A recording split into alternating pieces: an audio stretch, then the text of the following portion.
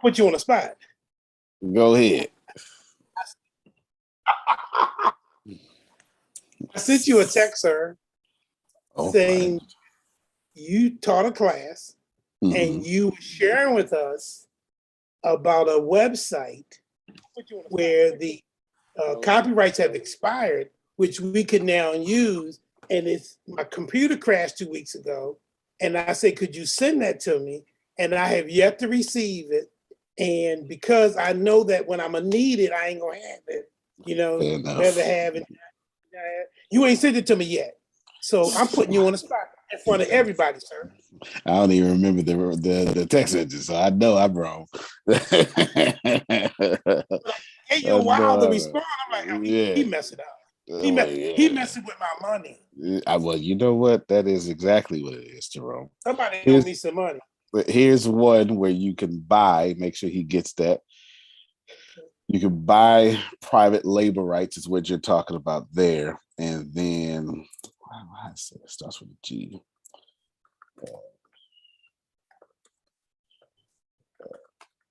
And I'll explain to everybody else who may not know what he's talking about. I was teaching how y'all can write books real quick. Because yes, you can buy something from there for sure. And then there's a free, it's Gutenberg, that's what it's called. There we go. I was trying to figure it out in my brain. And this one is absolutely free, hundreds of thousands of them.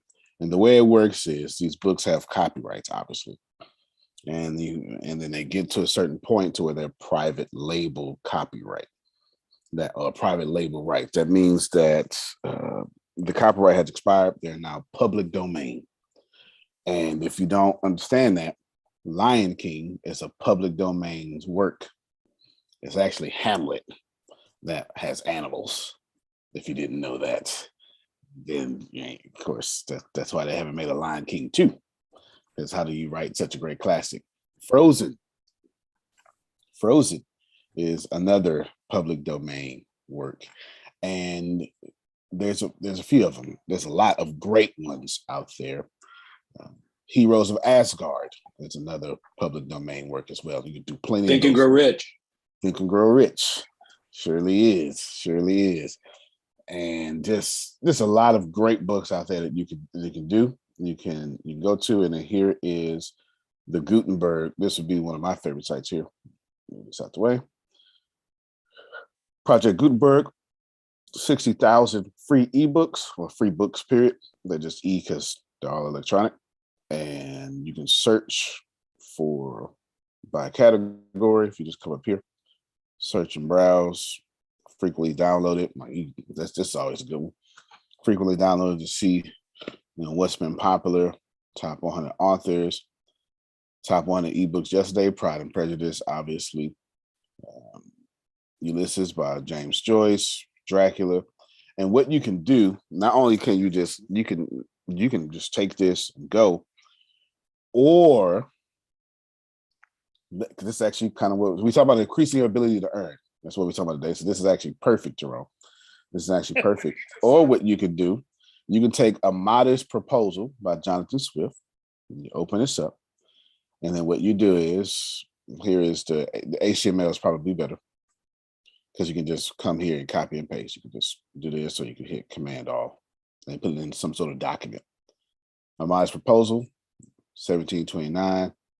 And I'll show you real quick. It's a melancholy object to those who walk through this great town or travel in the country when they see the streets, the roads, cabin doors crowded with beggars of the female sex, followed by 3, 4, or 6 children, all in rags and importuning every passenger from all arms. That could be a podcast, the way I read it, as is. Or you could be working on a short film, and this is now the setting of your scene, act 1, scene 1. And then you take the script and you just change the words line by line. You'll be just fine. Either way. Now, if you do that, the second one, you got a whole new original film. It's not even this no more, for sure. holding the original film. If you do the first one, y'all can make a podcast right now. Genuinely, you can make a podcast right now, increase your ability to earn off of publicly domain books right now. I'll show you just in case, because it's always, you know how it is, Phil. You say something, someone always go, but that's for you, Phil. It doesn't work for me. You know, somebody always says stuff like that. You know how it goes. Let me, so let me just show you on here's YouTube, and when you come to YouTube, you're gonna see. Let's go with scary stories. Oh no. Classic stories. Antonio, put in classic stories. Yes, sir. would that be the reason why The Richest Man in Babylon you can get on YouTube and get you can get the whole book there for free from 3 different sources? Absolutely correct. Absolutely correct. There it is, Classic Stories, Mr. Sinister. 98,000 subscribers, just either reading or commentating classic stories, Wendigo and similar creature stories. And this is from No Sleep Podcast. So that's cool. That's actually pretty cool.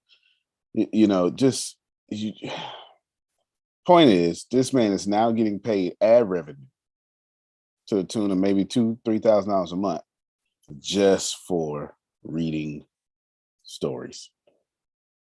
Easy. There you go, Jerome. Does that help? Did you get it now? All right. Yeah, I know. It took too long. I didn't even remember that about the text.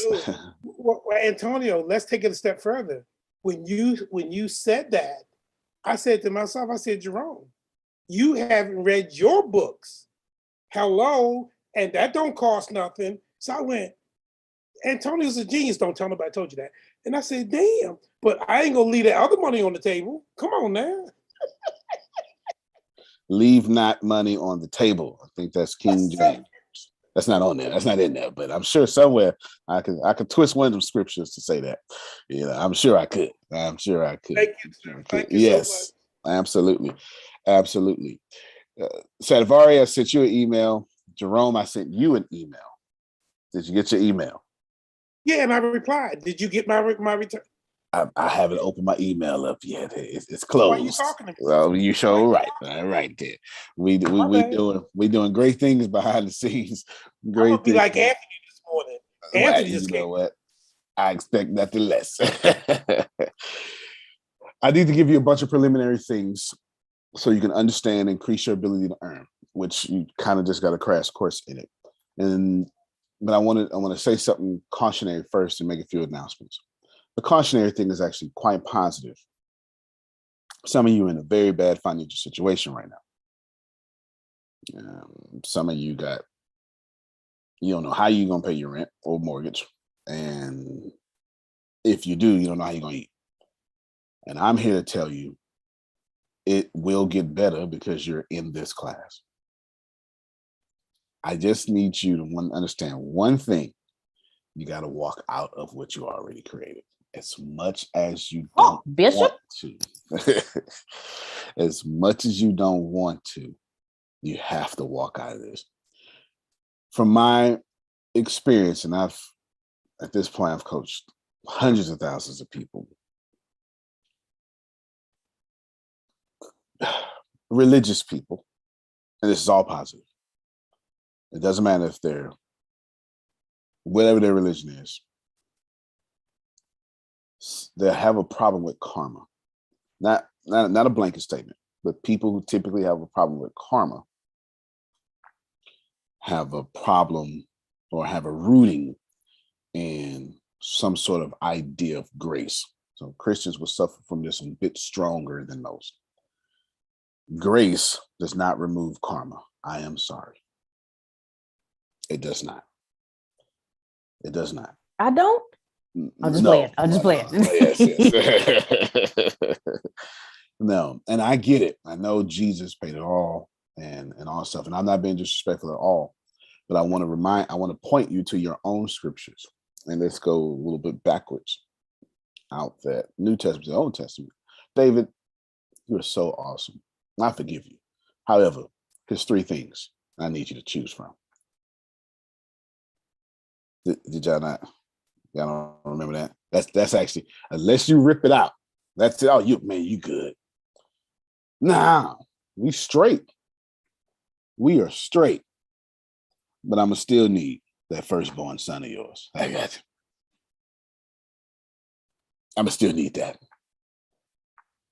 And oh no, you're completely forgiven. But since you did it in private, I will make sure your kingdom has no peace in public. You will always be in public drama and public battles. We good though. You're the man after my own heart. We are good. But there will be karma. So think of karma as, in this case, the way I'm using it, as a word. It just means the harvest is coming. And grace doesn't stop seeds from growing after you planted them.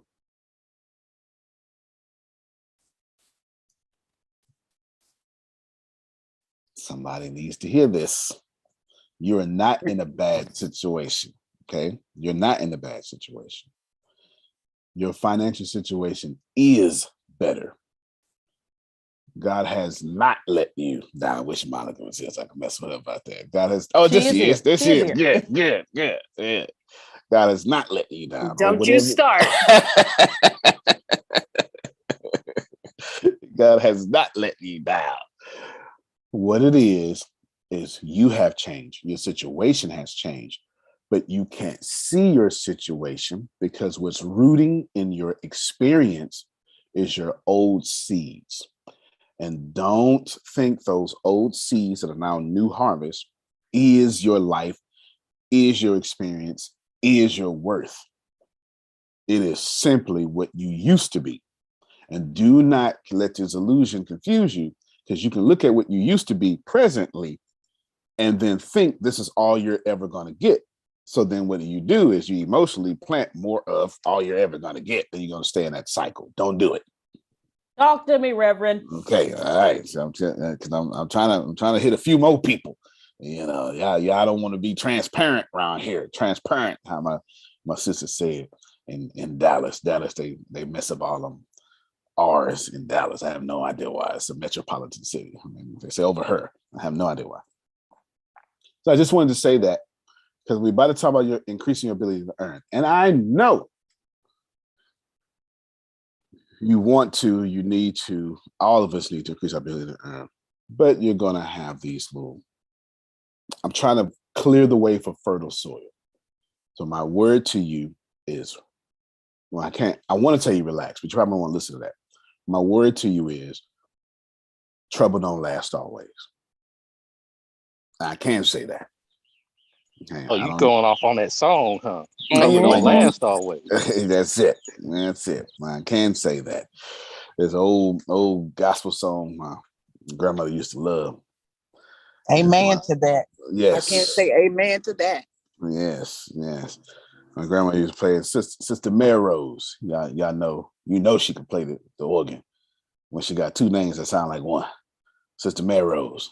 That's the thing. She could play the organ. She'd get on that organ, and sometimes she'd jump on that piano, make that piano jump. She used to play this song, No Trouble at the River.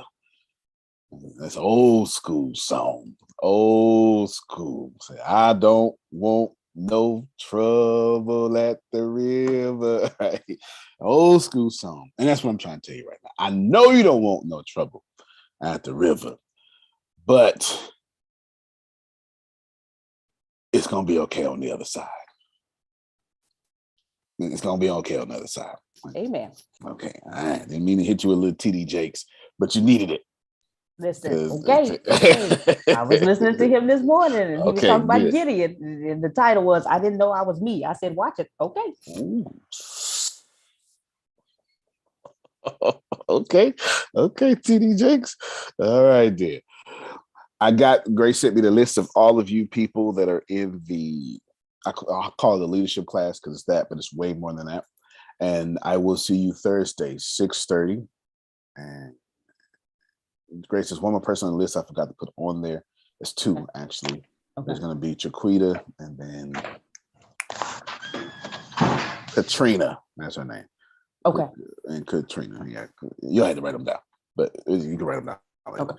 98% percentage attendance, and then, and I say this respectfully, it's a different class, so I need you to prepare, and you need to get somewhere where you can have your camera on.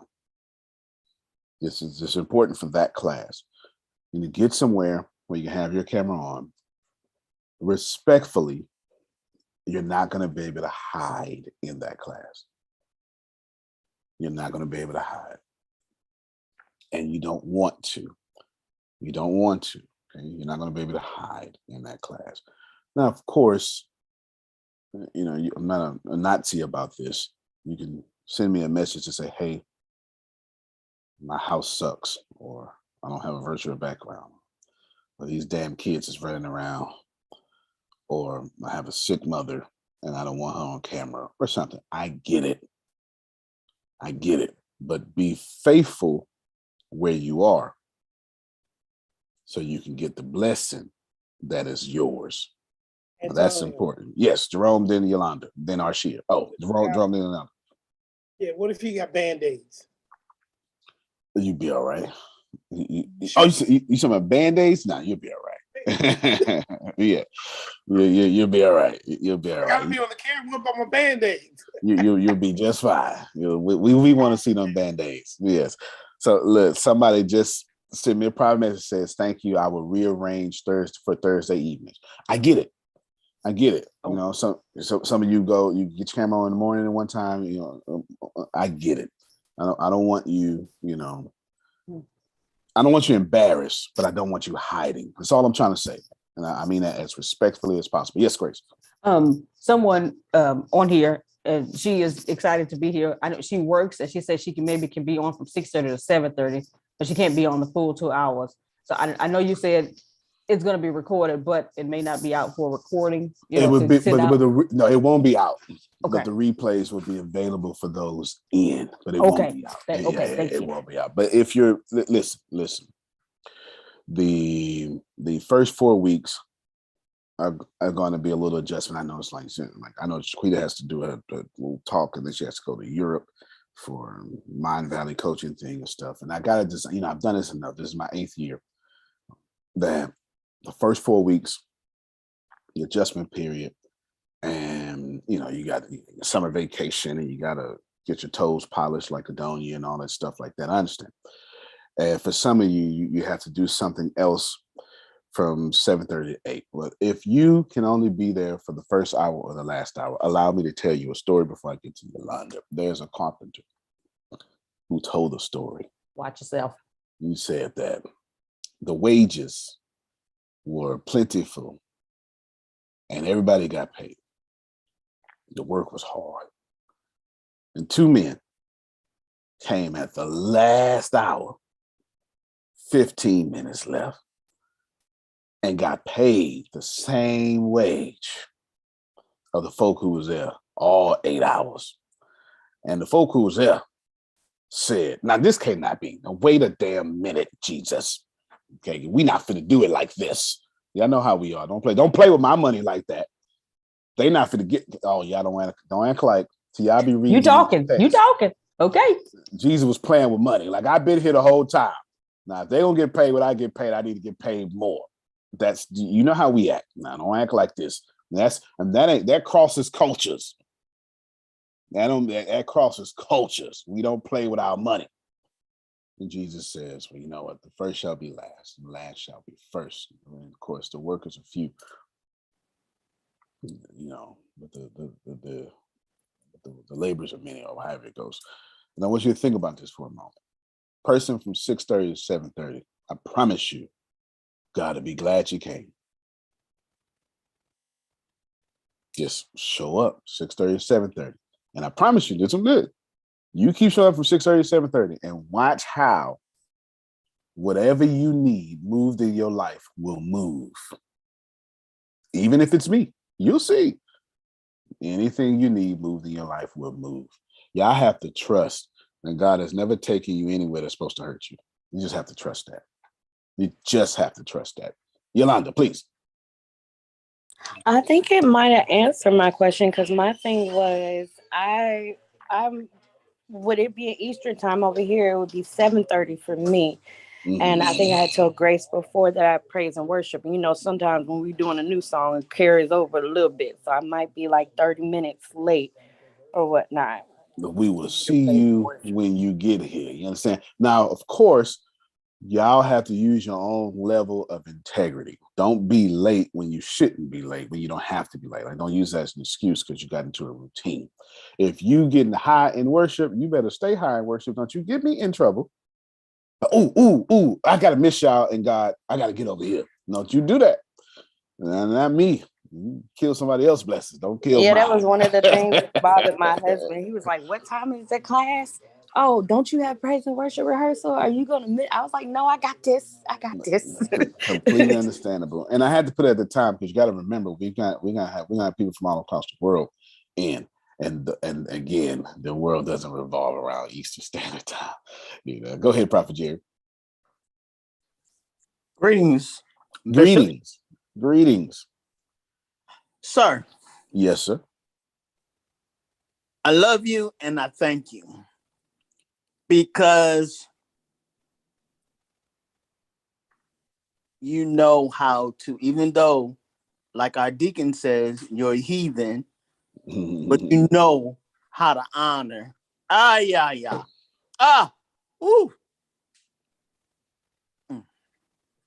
Sorry, trying to swallow. You good with me, brother? Everything at the same time. But you know how to honor. And that's why you are blessed. Amen. That's why you're going to hit that millions and that billions and that trillions.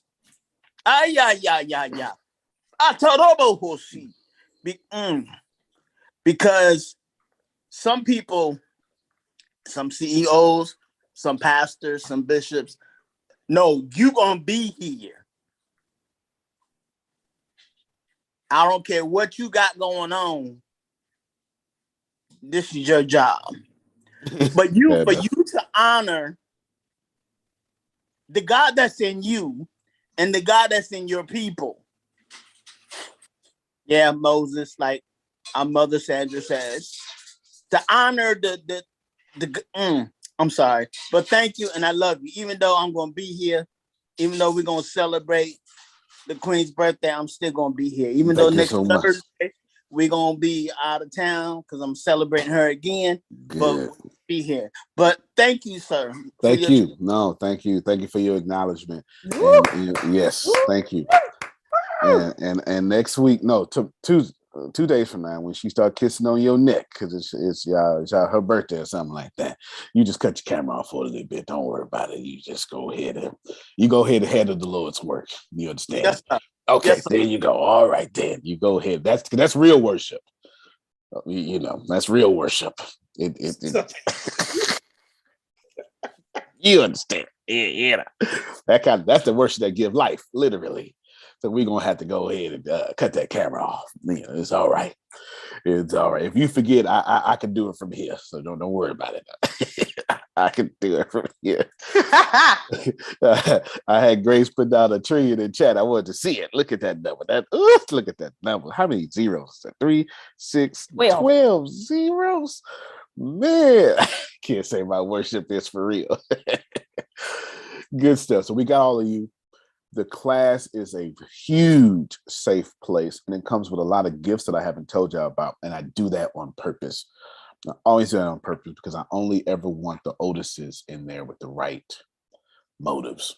It's always on purpose. I'll never do anything, and it's just even. Okay? Sandra, go ahead, please. I just wanted to say one of the things was to Prophet Jerry. I second that emotion with no doubt. And I thank you for verbalizing that. Because it's how I feel on a regular basis. That's real talk from day one.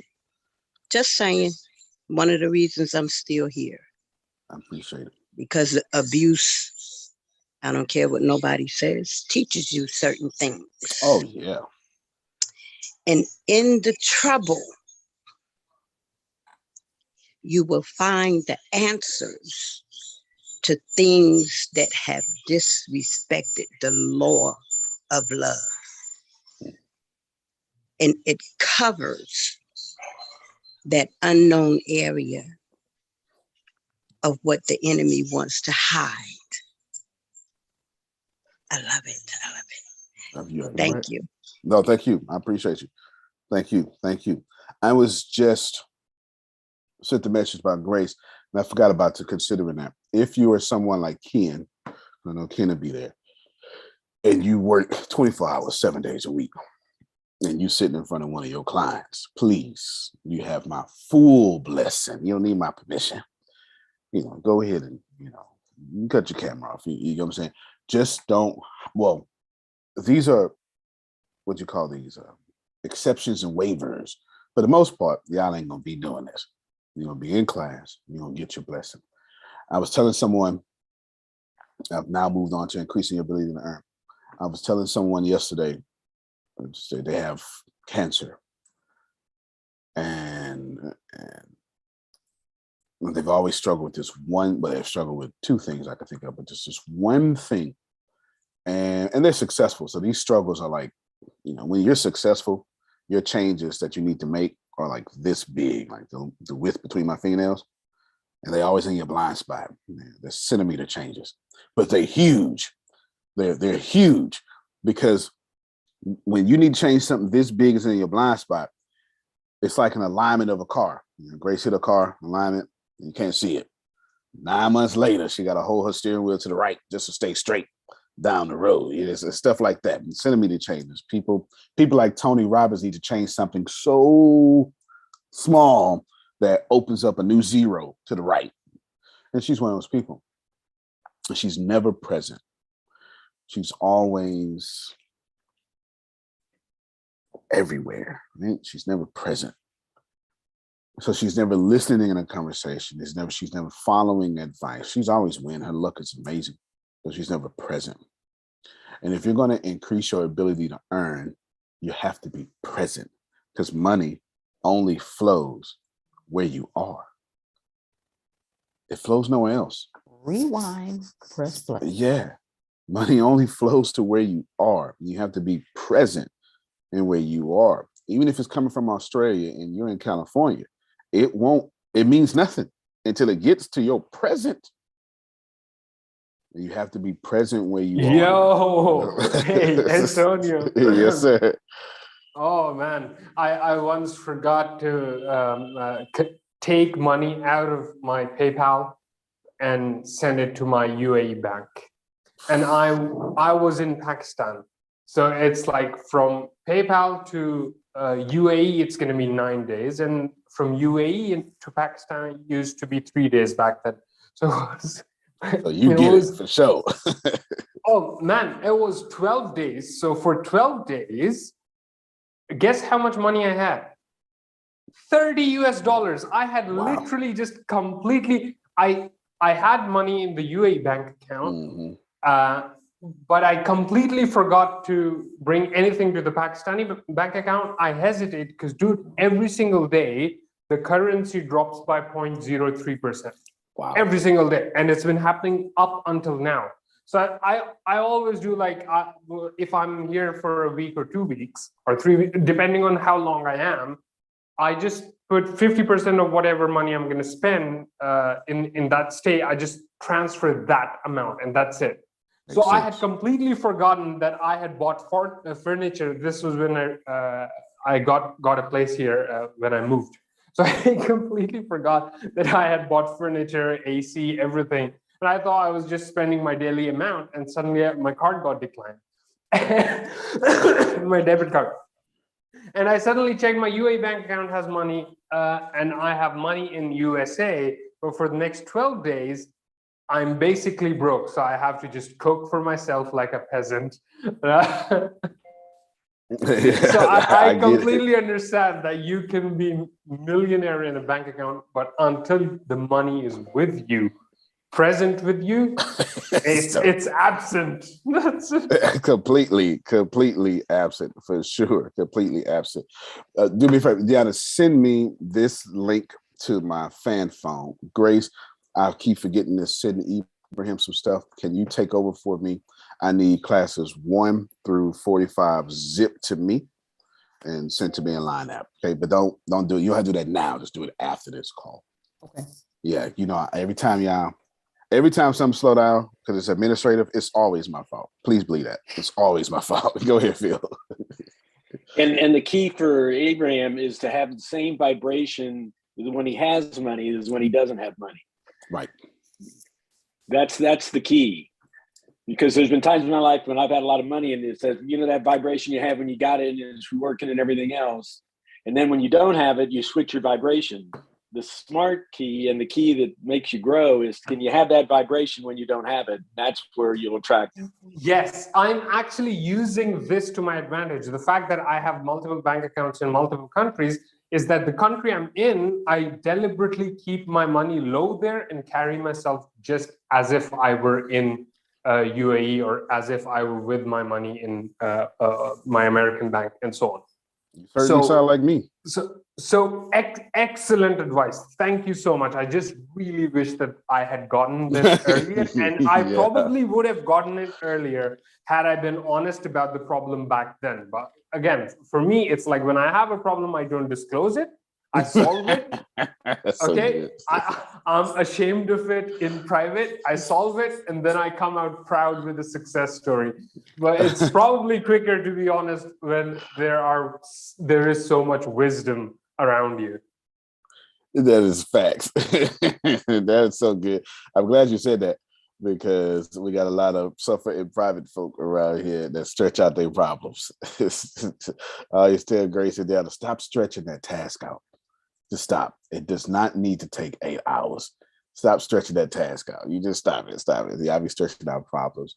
You're going to need to be present where your feet are to make money. That's important because when you remember, the Zoom link. I need the Zoom link. I need the Zoom link. When you are present, you remember people's names. You can actually hear what they're saying. You can say thank you and all sorts of stuff. Remember that. Things I have said already that you need for the rest of this talk. They're very important. Just because I said them already does not mean you have mastered them. It just means that you have mastered me saying them already. That's it. Okay, that's it. The number one rule of economics is I have to want what you're selling more than I want my money. I have to want what you are selling or you're selling more than I want my money. You need that because we're getting ready to talk about increase your ability to earn. And if you don't have any trading power, you can't earn. You need trading power. So underneath that, right, I need trading power. It's part of that. I need trading power. Can I sell this cell phone for $1 million? No. Can I do a Russell Brunson then sell this cell phone for $1 million in that video I showed y'all? Yes. If you don't know what video I'm talking about, it's Irresistible Offer Russell Brunson. It's different. The trading power makes this cell phone what it is. You need trading power. Can you take the Marcus Buckingham Challenge anywhere? Yes. Can you get coaching and a trajectory for the rest of your life, or at least just level them to the next level and a step-by-step guide from Phil and Susan? Yes, that's trading power. It's a big difference. It's a big difference. It's a big difference. Gary Vee has a good way of saying a basketball in his hand means nothing. A basketball in LeBron James' hand now is $1 billion. He's the first active billionaire to ever play basketball, which is incredible, right? Active. It's only been 3. Kobe Bryant, Michael Jordan, and LeBron James. But LeBron James is active. Kobe Bryant became a very good investment person after. I expect nothing else, though, from Kobe Bryant. Number 2 is it has some numbers in it. So number 2, there's 2 ways to get money. One, you sell what you know. 2, you collect money. There you go. You sell what you know. You collect money. Did you send me the Zoom, Daniel? Or did you start taking notes and forgot? You mean the? I need this, how to log into this link. Gotcha. I thought you meant the Zoom link after it finished. Gotcha. Okay. Okay. No, that's a good point. I'm glad that happened 3 times. Y'all didn't understand me 3 times. Let me teach y'all a leadership lesson. All miscommunication is the fault of the leader. Wait a minute now. Wait, explain that. Yes. Go into that for a minute. Yes. All miscommunication is the fault of the leader. When someone does not understand you and you have spoken, or if someone doesn't understand what's going on in the organization or anything, it's 100% the fault of the leader, because the leader is supposed to have influence with everybody, attempt to earn influence with everybody, learn everyone's language, and speak according to their language, and also be concise with their speaking and concise in what they want to earn or learn or to communicate or to accomplish, and then speak that conciseness, whether it be text, email, or etc. Why? Because I'm the leader. And if I wanted you to act like me and be like me and work as hard as me, then you need my check. All right now. Yes, sir. I learned this in the Army, and you've heard me say this before. You can delegate tasks. You can never delegate responsibility. Ooh, watch it, Jerome. Responsibility is always yours, period. So he needs to be an active listener. It isn't what he says that is important. It's important that they understand what he said. And if they don't, that's on him. That's his job. And if he made that clearly and they don't do that, then he can fire them and beat them up and replace them and all that. But he needs to ensure that they heard exactly what he said. And a lot of times as leaders, we don't do that. We assume they understood what we said and we move on. And then we don't get what we want. And then we get mad at them when we didn't follow through on our responsibility as the leader. Let me be quiet. No, it's good. It's good. This is why he always tells me, hey, Grace, tell me what I said in your own words. Always. That's me checking how I'm communicating. Go ahead, Phil. Gotcha. Now, and the army is flipped. They remember it used to be autocratic, dictatorial, top down. Well, literally, and my son's telling me this, they've changed what they're teaching. Now they're changing, push the decision-making process as close as you can to the front lines because they have the best information for the current situation. So the Army literally has flipped what they're teaching right now. Wow. And when a client hires us, if communication isn't the number one thing they want us to work on, it's the second or third. It's always in the top 3. Wow. All right, Bishop, twist this in the... Or maybe you already twisted it and I just didn't see it. Twist this, because I need to get out of being so spiritual all the time. But push this in the church area or the pastor, because I see, because I'm gonna ask a question. So because last church I was in West Virginia, powerful. A lot of members, before I left, members was just falling off and we couldn't get no more members. We were going to evangelize and all that. So was that really on the pastor or was that on us, or it just wasn't meant for members to come? Now I see that I heard that they selling the church because they don't have the mortgage to pay. Right. So I'm gonna tell you up front, I have a whole different level of integrity, and everybody knows that if I say something, I'm gonna do it. Now, I have a little slick way of saying, okay, well, that makes sense, but that don't mean I said something. You understand what I'm saying? If the pastor, in this case, it's you asked a church question, it's always his fault or her fault. I'll tell you why. Because if you went out there unequipped, then I should have read a book to equip you. Okay. Or I should have hired someone. I should have hired someone to help me equip myself. I should have sat at the feet of somebody who knew, so I could then pass down who knew to you. Or I should have literally said, hey, I don't know how to do this. So that's why I hired this company. Y'all learn from them. Okay. But remember, just because you can preach and teach and read and sing and shout, don't mean you can lead. So true. Okay, So, there you go.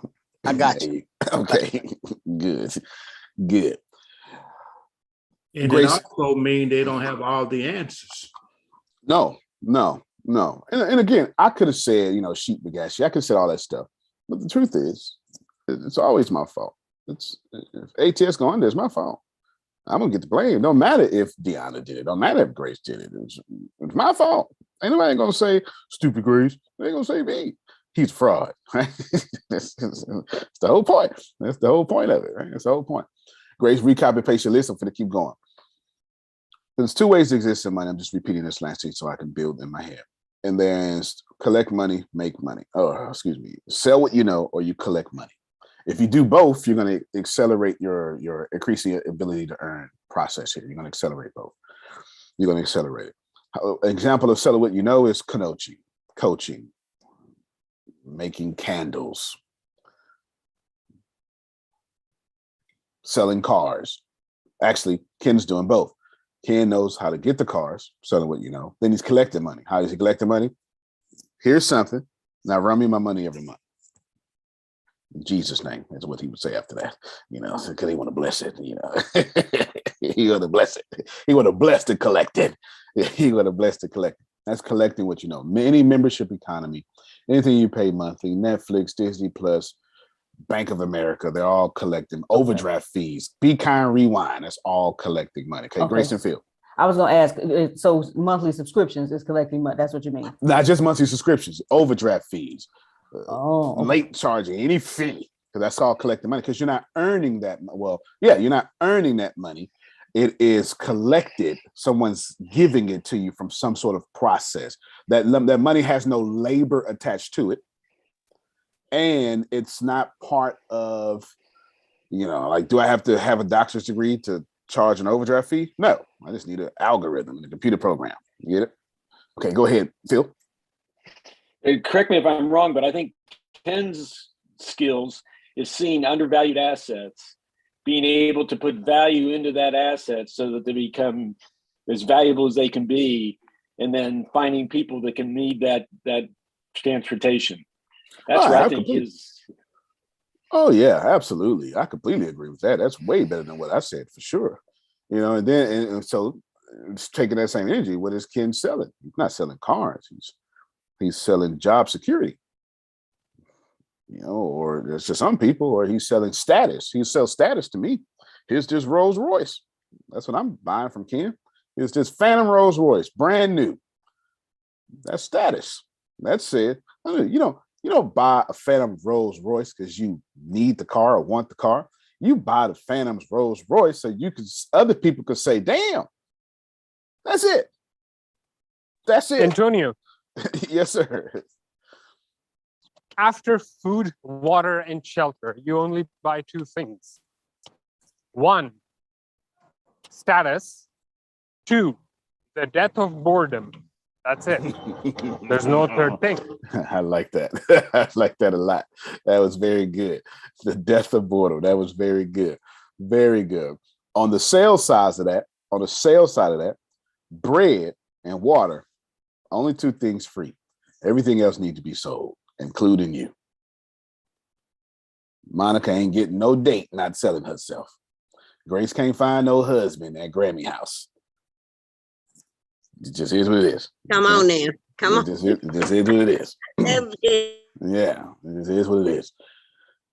Now, there's 3 ways to exist in money. I've said these before, but I need to give them to you again because I need you to receive them. Exist in money.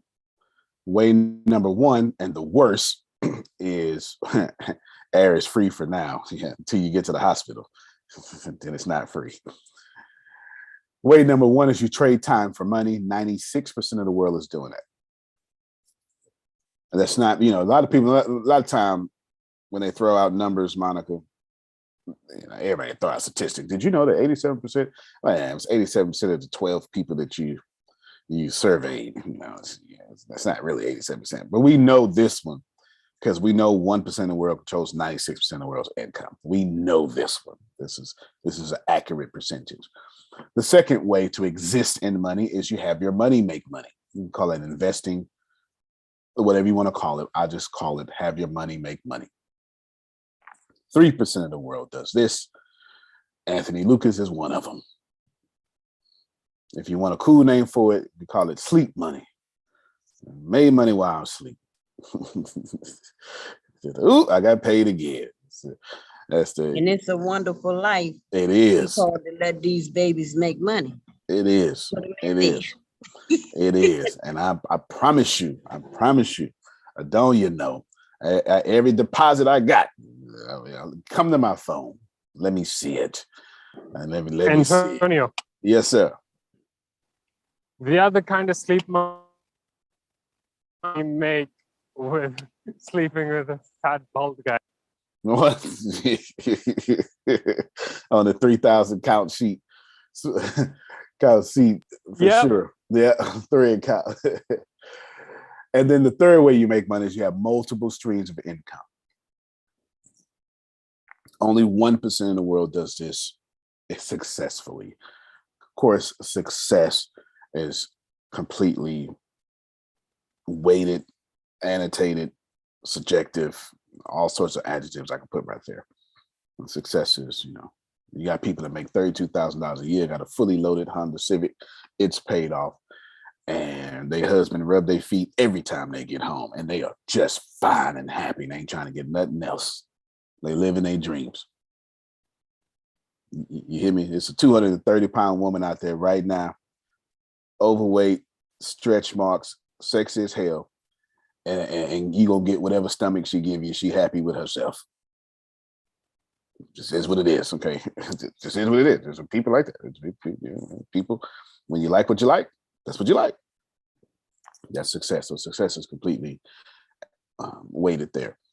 You have to understand this. We're talking about increasing your ability to earn, but if you don't, why am I doing this? Hey, I need to increase my ability to earn, but then you need multiple streams of income. Hey, I need to increase my ability to earn. Guess what? You have to have trading power, which is what you're selling. I need to want more than my money. Can y'all see what I'm doing? So let's review these real quick, just in case someone got lost in the shuffle. Grace, put the whole list and then copy and paste that whole list. You're probably gonna do it again because I'm not even done. I'm trying to get you respectfully, with Joel Osteen tone respectfully. If you're having money problems, you're in the wrong number on this little sheet that I got out. You're in the wrong number. Let's look at, I said this, Grace, what's the first 2 things I said? The number 1 rule of economics is I have to want what you're selling more than I want my money. So hold on, let's just stop right there. So if you're having money problem, what you're selling, no one wants. You haven't made it more important than the money in their pocket. If you think money is important, lose a lung, have a lung deflate. That's not what it's called, Phil. It's called collapse. Sheesh. Have a lung collapse and see if you're going to say, no, I'm not spending my money. Just going to sit here and suffocate. Just see. When your lung collapse, your money becomes cheaper than air. push that. Wait a minute. Push that. Yeah. When I got sick and I couldn't move my legs, and I had money at that time, but it was nothing that money was going to be able to do in that aspect. That is a right. brother, You was I'm ready trying to to spend tell you everything you had, huh? all that you have, but it wouldn't even have paid it. Wouldn't even paid it. So it makes Wouldn't even life pay it. different, look different. That's right.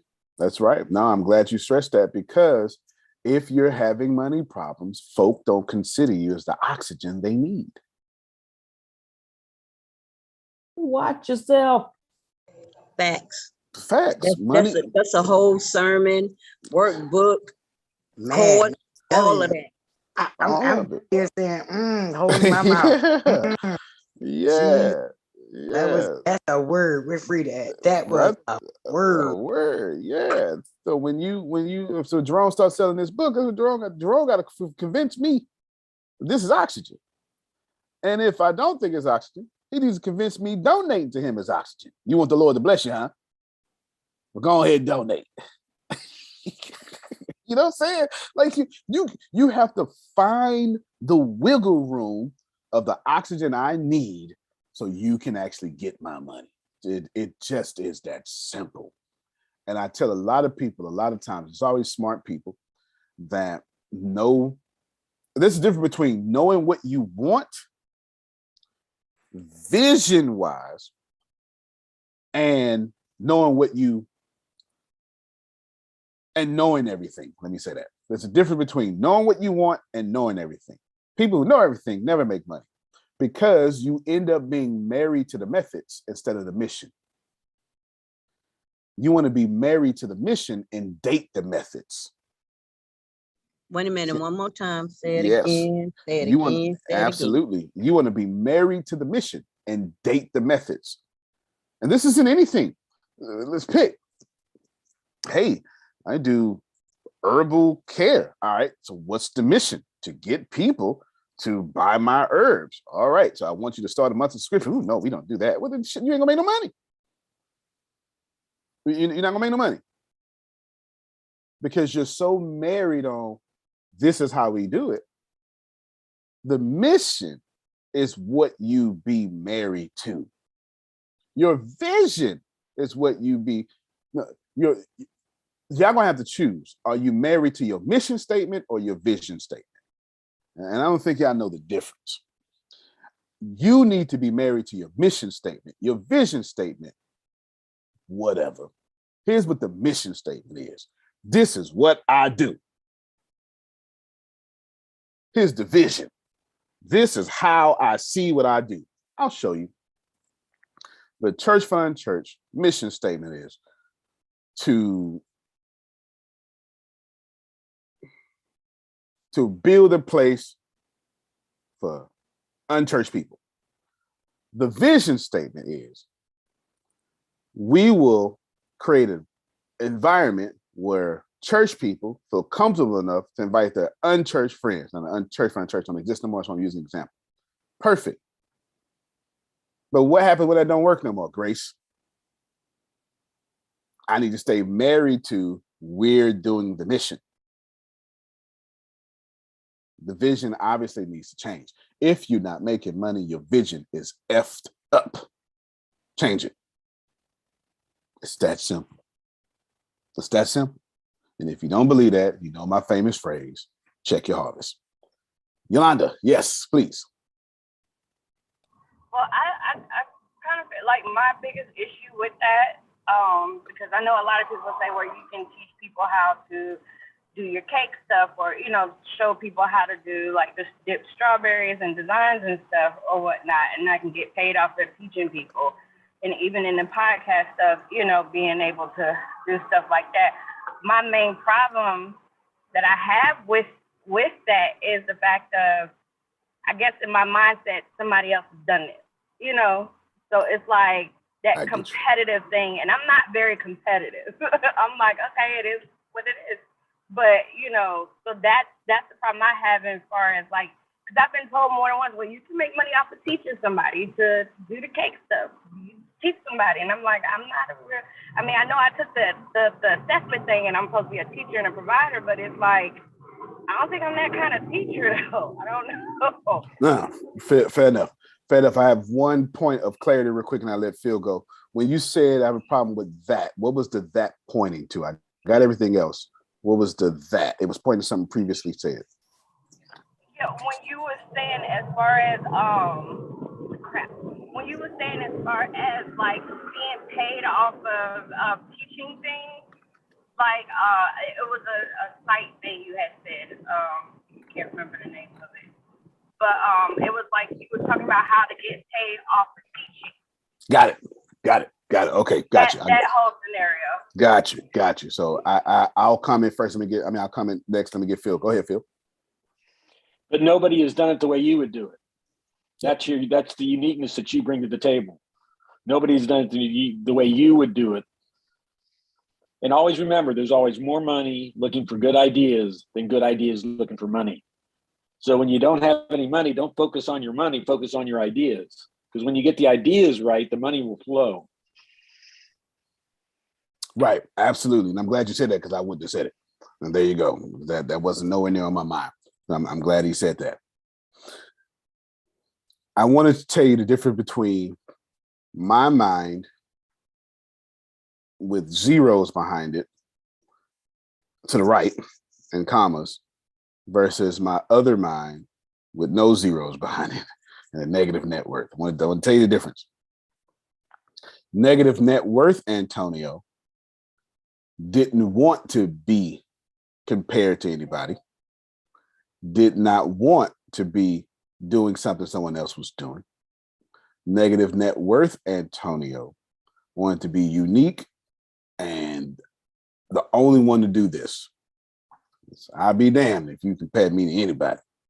Can't do that. Negative net worth, Antonio, sound just like y'all. This Antonio would never go into a market that don't have no customers. Neither is he ever trying to be unique in its totality. Where are people already buying? Please show me. Okay. What are the disgruntled people saying? Because they are buying and they're disgruntled. Okay. Let me fix something real quick. Let me just go through these oh, it's fixed now. Disgruntled people, you like this? Good. Money, please. Money, please. That's it. That's it. You want to be in the flow of money. You never, and I mean never, Chris Tucker, never, ever want to go somewhere where there is no market. You cannot make money that way. I see what you just did there. I see what you just did there. Because that's my thought. Like, I'm always trying to be unique. Like, I'm me. I want to be unique. But ain't no money there trying to be, like, that's negative. Okay, thank you. I knew it. I understood the problem. I understood the problem because they teach us. They teach us, stop copying. Be yourself. Be unique. You know, I knew what the problem was.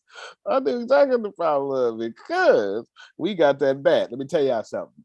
You can be unique after you get $1 billion. Just go serve a bunch of disgruntled people. You be unique later. When you get $1 billion, you can be eccentric. You can build you a shuttle and go to Mars. You can do all that stuff. Don't do that right now. Don't do that right now. Get your money. Get your money and let them say, man, you know, like if you're a preacher, he sound like TD Jakes. It's better than saying he sound like he suck. Motivation speaker sound just like E.T. hip hop preacher. Like, guess what? You didn't say I suck. Tell me I sound like somebody before you tell me you ain't buying from me no more. Go ahead, Phil. You got me confused now because I've always learned to be unique because that's why you can charge more. If you're like everybody else, the only reason I should buy you is you're the lowest price. Now you use the word eccentric there. So maybe that's a be unique, but don't be eccentric. So you're confusing me a little bit. No, yeah, and that should have been confusing for somebody like you. Once you find your market, then you got to go find a new way to do an old thing, which is where the uniqueness come in. I left it out because I was that makes sense. Yeah. That makes sense. Yeah, for sure. So that was advanced knowledge for Phil. I was talking to her basic knowledge, and I didn't want to throw her off with that. Yeah, I didn't want to throw her off with that. Very good But point. the eccentric and unique juxtaposition is a good one. That's a good example. Absolutely. That's a good way to Absolutely. verbalize what you're trying to teach people. Absolutely. Thank you for sure. Now that you're understand, so let's go over these numbers again. Antonio does not have trading power. I can't increase my ability to earn. Antonio is trading time for money. I can only increase my ability to earn so much. Antonio does not, or has money make money for him. I can only increase my ability to earn so much. It will work out in the long term. So that's good. Antonio has multiple streams of income, but no trading power. And that's where a lot of y'all lie at, don't you? You got a company with a few products. Do you hear me? You got a company with a few products, a few of them, but they don't have enough trading power to continuously sell. Is that not a, you got two books, don't you? You sell 2 online courses, huh? You get it? You sell 2 online courses. You do all that stuff like that because you want to have money with trading power. And you need to have that. Trading power is very important. Good. Now that we are in full yes. When you were saying that, is that, well, you said I don't even know. It was trading power. Yep. But there's another aspect of it. And go ahead, just keep talking. Oh, understood. Got you. Most of y'all businesses have multiple streams of income. You may not look at it that way, but if you sell a book and a program, that's 2. If you sell, I don't know, herbs and multiple herbs, that's more than 2. If you help your husband sell multiple things, that's more than 2. You have multiple streams of income. I want y'all to think about all your products from now on as multiple streams of income. I'm trying to tell you that because I want you to start setting projections for each product. That's why I'm trying to use these words. I want you to say, well, I got this shampoo, and if I could just do 40 of these shampoos a month, I keep trying to get Grace and Deanna on this. They're getting it. They're getting it. They're getting really good at it. But there's freedom in it. Yeah, you have to be careful in how you sell your freedom. I'll come back to that. So what you want to do is you want to say, all right, this book, Adrian, in your case, this book is trading power. How much trading power do I want for this book to have? You say, all right, then it's just a book. Okay. So then the book, and we're going to use a bunch of different examples here. It could be autograph. The book can, if I give it to the right audience, it has massive trading power. The book can come with a coaching session from you. The book can come with a small group community that you run. The book come with a Facebook group that's exclusive just for that. That's trading power. The book can come with an invitation to the ATS. This is free. You can just use me as an example. It doesn't matter. Or use me as leverage. The book can come with such and such. Some of such and such stuff. All that's trading power. Workbook. A workbook. Absolutely. Book come with a workbook, and all that workbookness and all that trading power makes the book easier to sell. So let me say this here before I get to I'm gonna get Arshia, and I'm gonna come back to this question. Your book costs $14, $15. I have no idea what your book costs. I want you to know somebody has just told you that's expensive. I'm not gonna buy that book. And then your book costs 99 cents. And somebody just said, that book ain't gonna be no good. It's 99 cents. So you damned if you do, you damned if you don't. It's a pure catch-22. So how do you get your book to have trading power? Well, this is where the irresistible offer come in. But I'm not just talking about irresistible offer. You put stuff along with the book to have more trading power. But what you can also do is think of trading power for what it is. This is where Phil comes in with the uniqueness. I'm the only one got this, whatever this is.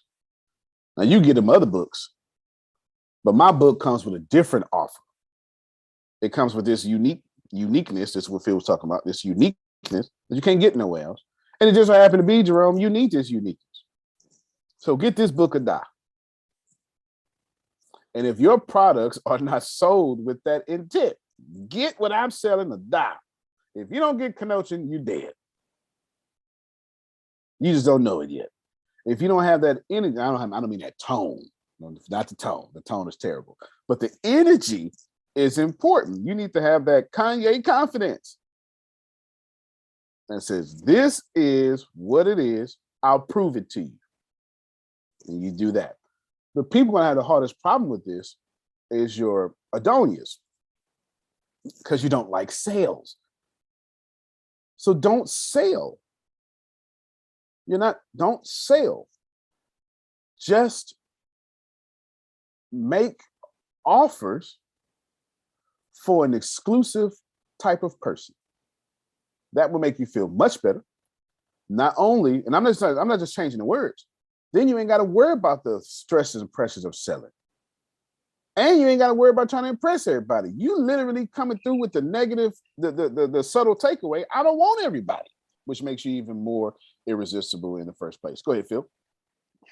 Remember, we define selling as communicating in a way to produce a mutually agreed upon response that's best for all parties. So I need to communicate in a way to create a mutually agreed upon response that's best for all parties. If you position sales like that, that's what you're trying to do anyway. That's just the reason for being out there. And when I work with car salesmen, I tell them, change your title. You're not a car salesman, you're a transportation advisor. You advise people on how they can get their transportation needs filled. We call ourselves growth, profit, and enjoyment advisor.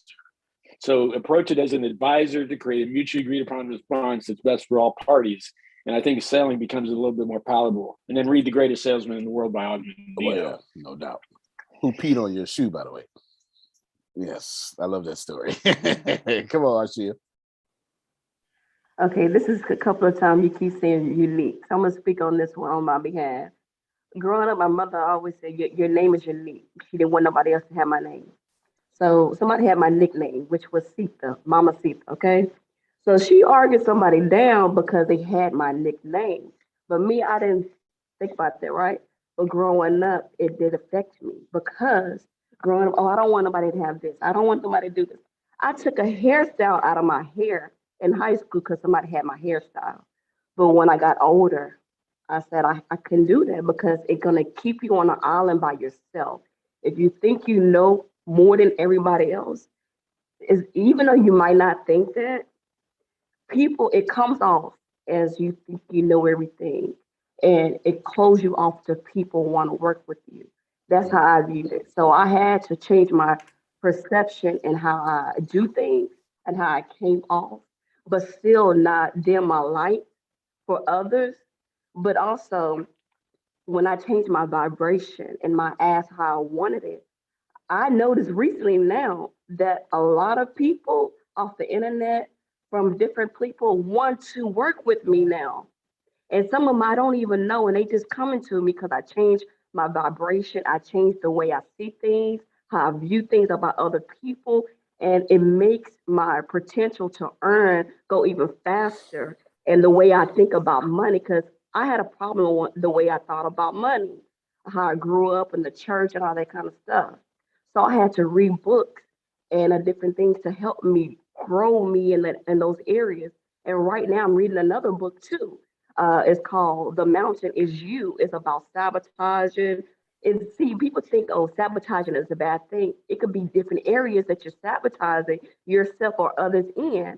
So even in order to you to grow to a different level or a different state, you have to identify and notice, hey, okay, it's a problem I need to fix. It is okay that I'm in this situation right now, but how I'm gonna grow past this thing. So once I had to bring that to my forefront and say, okay, this is what I'm dealing with right now, then everything went faster and smoother for me. So, man, forget that uniqueness stuff. How can we help each other?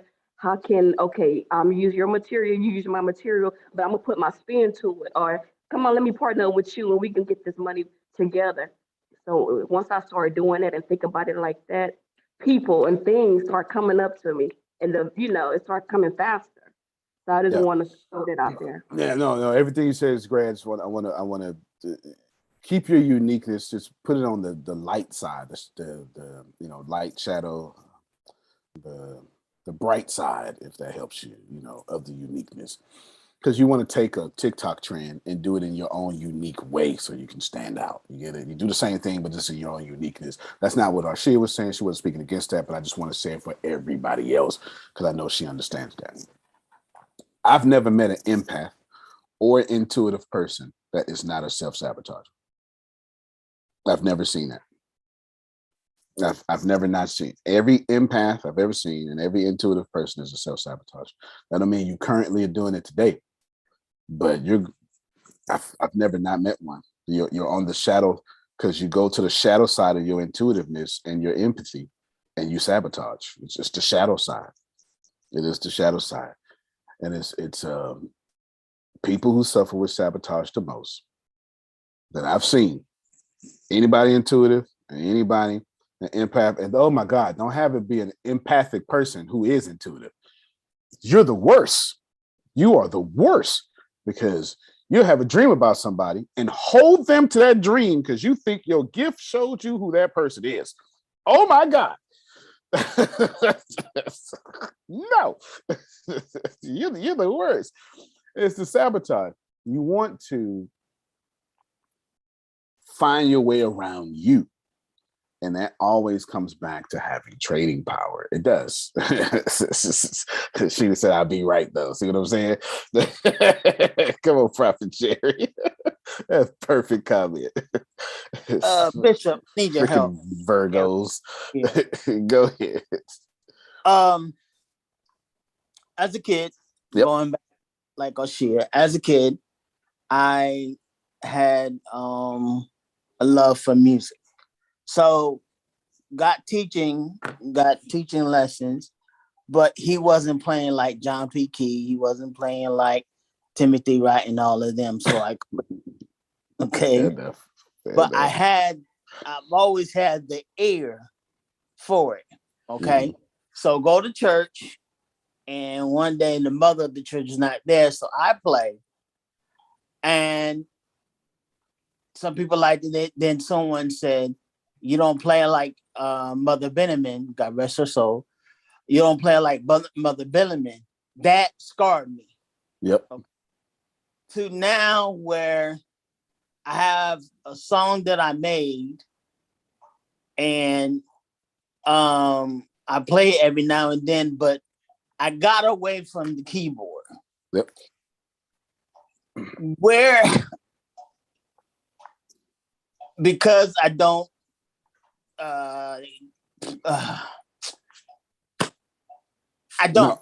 No. I just quit because of what that person said, and then because I don't play like John P. Key, I don't play with all keys. Basically, I just hear with the white keys, and I may play a little bit in the black keys, but I play more in the white keys. So help me out. Where can I go? Well, okay. Let me hear you ask this one. Where can I go? Where can I go? I know. You can go to a musician, a teacher, and do all that. But well, the good thing is, where do I go from here? Because I got the keyboard, and all he's doing is sitting outside. Yeah, probably got rained on by now, but. Right, because we got a lot here, and I need to get to Dolores. She asked a question on YouTube. She wanted me to go back to trading power, which is probably going to help Adrian again. There's a lot here. Where you go next is Thursday, 6:30. It's gonna take me some time to rip that off of you, but you'll get it because that whole 40 weeks is cognitive behavioral therapy. Unfortunately for y'all, You're gonna be good, but it's gonna hurt like hell getting it off you. I'm telling you, it just is. It's part of the process. It's part of the process. Think about two pieces of paper glued together. Now take them apart. They can come apart, but both papers will have holes in them. Yeah, the bandages. Yes. Bandages. He's about to for sure. Go ahead, Phil. Pain is good. Number Yes. one, pain tells you to stop doing it. Right. Or No pain. God's pruning you for a greater harvest later. Fair enough. Fair enough. Fair enough. Absolutely. So that's the first thing I want to tell you. But the second thing I want to tell you is your piano is not your piano. That's not your gift. That's not your love. That's not your passion. It's a constant reminder of the scarring you got by that one person. Wow. So every time you look at that piano, like keyboard, you're looking at who you have not forgiven. Reverend. Yeah, it's so deep. Yeah, well, I came a cognitive behavior therapist on purpose. I mean, it just took me years to do that. It took me years. Yes. I'd like to say something to Prophet Jerry. Mm-hmm. The reason I have a 3-book series out now that I'm about to put out is because years ago, when I came from New York after working with those kids, I kind of buried everything because it was such a traumatic experience to resign and leave there. And then I'm on a train going to New York, and my boss is asking me about an incident in Baltimore that forced me to recount what happened in New York to give him an answer. And Wow. I had to rip those Band-Aids off and open those wounds to be honest with him, because he was a man of integrity. Gave him that information. And when I finished, I said, Jerome, you need to tell this story to other people, not just to this one person. And it went from 1 book, Prophet Jerry, to 3 books. Wow. Fair I enough. just wanted to share that. Yeah. Yeah. Yes. Psychology would tell you, Prophet Jay, that your reward system got messed up in this area, but that keyboard, while you think is a reward, is a buried, entrenched symbol of your unforgiveness of this person and the meaning that you made out of what they said to you. And the truth is, if I pass this microphone around, every last one of them got a keyboard somewhere. Wow. It just don't look like a keyboard. Some folk on here right now don't even like their feet because one person told them they got ugly feet. Okay, I got you. You know what I'm saying? They're having it right now. Somebody's suffering right now because of that, for sure, for sure. Bruh, I still to this day put socks on. I love it. That is the damn fucking truth. One person. One person. And you ain't never lied. I still go to bed with socks on. That's funny. Y'all just gave me my next topic for Sunday for my podcast. For real. There it is. Yeah. They say she put socks on to go to bed. Like, can't nobody see her. And she's still hiding the feet. And I get it. I totally get it. Adrian ain't by herself. I do it too. and then you tuck them under the cover. Ain't no cameras on. People can't see, and you still hide them because deep in you, every time the air hit them, the reminder is, wow, somebody is exposing you. Your worst part of you is being shown. Reverend. I get it. I totally get it. Well, Grace, get it. I had an African one of them people tell me that what happens is all the impurities of life are pushed down. So anything that is not pure and not good, it is pushed down. And if it's in the bottom of your soul, that's why your feet look like that. He said, honey, you look like you have life in you. Your feet tell your story. I said, oh my God, let me cover these bitches up. But it was the impurities that he said pushed down. Wow. Okay. Did he stop? See what I'm talking about? I be messing up. That darn Wi-Fi, probably. Yeah. Can you hear me now? Yeah, but you dark. Yes. Yeah. That Wi-Fi bad. Wow, that's what I get because I was gonna ask you this morning, did you switch Wi-Fi? And I didn't ask you. Uh-oh. You know what? The crazy thing about the whole like the power in the tongue really plays with that thing though. Because I didn't have somebody tell me that my stepmom, when I was real young, I'll never forget it. She told me that I would have 7 kids by the time I hit 21 or 22. I wasn't going to be nothing or whatever. Like literally, and that just shocked my whole world. And then years when I was 25, I think I looked at it and I was like, I have 7 kids. So I was like, she just cursed me. And I dealt with that for a very, very long time. That stuff weighed on you heavily. Yes, it can't be a curse if it's a blessing from God. That's right. I heard him tell it another way, and only God knows the way.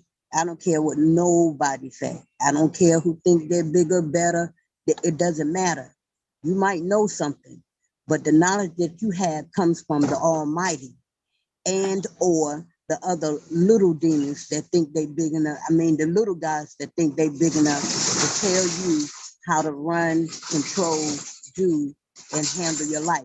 But that's why I'm always telling y'all, the last decision, the last determining factor of your life or what you hear, do, see, take, whatever it is, should be the word of God. And I don't necessarily mean the written word. I mean the word of God coming from him. That's fact, not fiction, not make-believe, but not could be, and not almost, it is. He is almighty. There is no almighty other than him. He is the only one. So God said that your children are blessed. 7 is a blessed number in itself. Check it out. All of your children's names are named after the people that God said for you to name them after.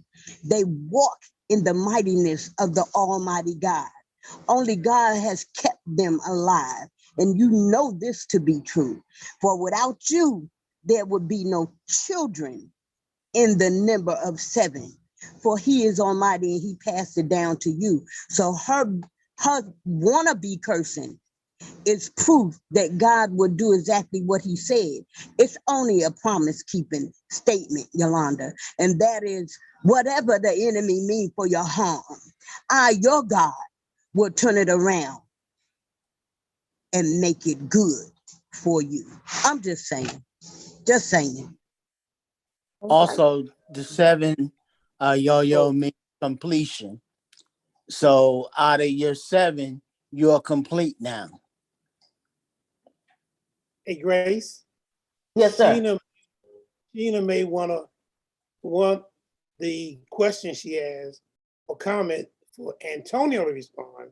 So I just wanted to say that because I read your comment about Sheena going ahead, and she may want that Antonio. I don't know, Sheena. Well, Deanna said that Antonio said for her to go ahead and go. Yeah. So, but she may want him to answer. Good morning, y'all. Oh, good morning. Good morning. I'm about to patch Antonio in. I love her hair. I love your hair. Thank you. I love my hair too. I don't know who said that, but I'm sure your hair is amazing. No, but I wanted to comment. I don't know if you guys can hear them cutting outside my door. No, we hear you fine. We don't hear that. Okay. I wanted to go back to 2 things that he spoke about, and I wanted to help his empaths because I have a feeling there's way more than one on here. The reason why most empaths, I'm pretty sure if you follow Antonio, so you know that a lot of your existence is something that you created, something that you chose. You chose to come back into the life that you're in here now, right? You chose to come back into the family that you're going through so that you can have certain triggers to remind you of who you are and what you're supposed to do. Empaths typically were raised by or involved with an adult as a child. They were a child. They had a parent, an aunt, an uncle, an older sibling, a grandparent that was extremely unstable. And they felt things differently. So they immediately learned to look for the unstable thing in the room. That's why you always tend to be drawn to more negative people. That's why you don't like being in big crowds a lot of the time, because it gets so heavy, because your brain tells you to go to the thing that is most dangerous so that you can be aware of it, so that you can stabilize it, so that you can know how to move to navigate through certain situations. And you learned this very early. Some of you even learned it in the womb as like an engram. But there's a way that you can use that. All you have to do is change the direction of your intention. You start by forgiving the adult, because if you have that person, and maybe it was a father who was in and out, or a mother who was inconsistent, or you were always moving, or you never knew where your next thing was coming from. So you always had to be, or you had a person with an anger issue. So you're always looking for triggers. In those inconsistent situations, there were also good positive points that you just accepted, but you didn't know that they were coming. So instead of focusing on the negative thing, you have to learn to change your direction into picking up the positive thing. And you do that through your shadow work. And your shadow work is writing down and going through those instances that you can recall. And as you do it, you'll recall more. And it'll teach you how to get your empathy to take you into the top 1%. It only takes $100,000 a year to be in the top 20% of America. It takes about shortly under $800,000 a year to be in the top 1%. So it's not a great, huge jump. It's a $700,000 jump. It's not that big of a jump if you think about it, and it's all going to depend on where you place your attention. America has 20% of the world's millionaires. That's 20% of the top 1%. That's the biggest portion that there is. So you want to move your gaze, your empathetic gaze, into who is the happiest person in the room. Try to be in big groups and not draw negative people. Start using that as a test and start only drawing positive people. Knowing that positive people will walk into your life and pulling them in. Even saying so before you walk into the room will change your perspective and change what you see. And in turn, change what you draw into you, draw around you. So as an empath and as a person who does help guide empathetic people into a lighter phase of empathy, they call it controlling your empathy. I just call it maneuvering in your empathy, so that when you go somewhere, people that are positive are automatically drawn to you, and they don't drain you, they pour into you, instead of having all the negative people, the painful situations, the drama people drawn to you, because you're looking for the situation that you may need to protect yourself from. So instead of protecting yourself from it, you're drawing yourself to it.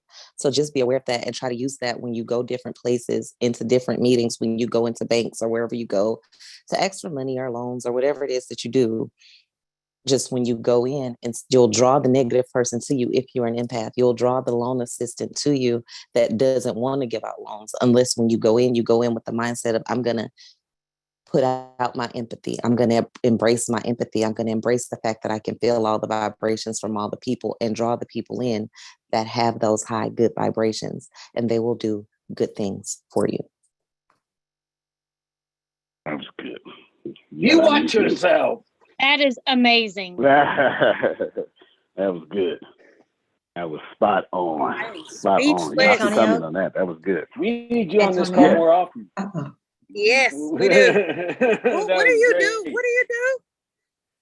What do you do? Antonia?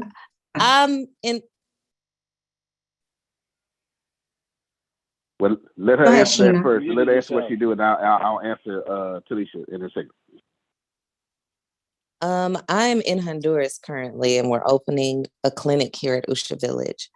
But my company is The Good Witch, and we have a shadow work course, and I teach people how to go through those things. I do quite a few things. I'm The Good Witch. It's a lot to list, but it's there. I'm only on the call ever so often because I'm always gone. I've been in America probably about 4 weeks this year. So I'm not always on. We have Wi-Fi all over Honduras today, and She's one some of those days the rich whole people. country has none. Whatever. She's one of those rich people. I Antonio, won't real say quick. I'm a rich person, but I will say I'm highly abundant. Yeah. Fair enough. Fair enough. Go ahead, Phil. She reminds me of a book called Getting the Love You Want by Harville Hendrix.